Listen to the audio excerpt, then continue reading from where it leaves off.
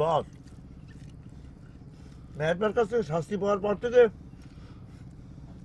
আপনার মনটা খুব ডাউন আছে। হ্যাঁ, আমি নিজ হাতে সেবা যত্ন করতেছি, আপনি নিজ হাতে খাওয়া দিচ্ছেন। ভুল হয়ে গেছে, আমি তো নিজে খাওয়া ফেললাম। আচ্ছা ঠিক আছে, আপনি এক মুঠ খান।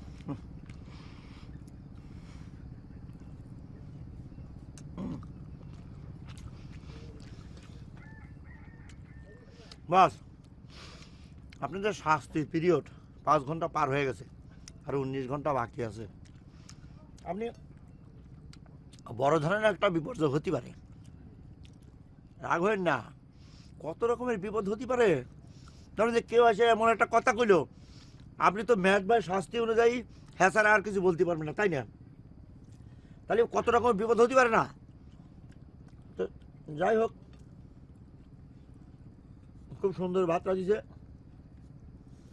হ্যাঁ হ্যাঁ হ্যাঁ, ওহো বস, আপনি তো সাদা ভাত পছন্দ করেন, তাই না?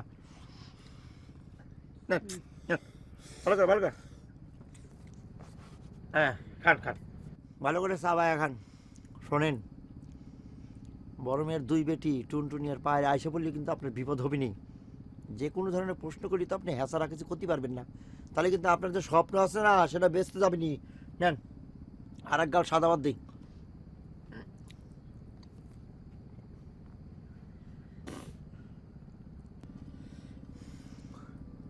সাবান, ভালো করে সাবান।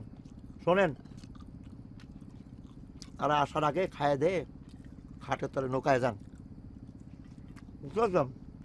আর আপনার যে মাছটা খাইয়ে ফেললাম, এদিকে আপনি মনে কষ্ট পেয়েছেন? হ্যাঁ, বাস, পেটটা ভরেছে ঠিক মতো, তাড়াতাড়ি খাইয়ে দে। বাচ্চা পোলা আমার মতো খাটের তলে ঢোকান, নাহলে কিন্তু অসুবিধা হবে। ওই যে 2 জন আছে না, টুনটুনি আর পায়রা, তারা এসা বেকায়দা প্রশ্ন করলি পারে, তাই কিন্তু আপনার চাকরি চলে যাবার পারে, বুঝলেন? বস, কোনো চিন্তা করেন না।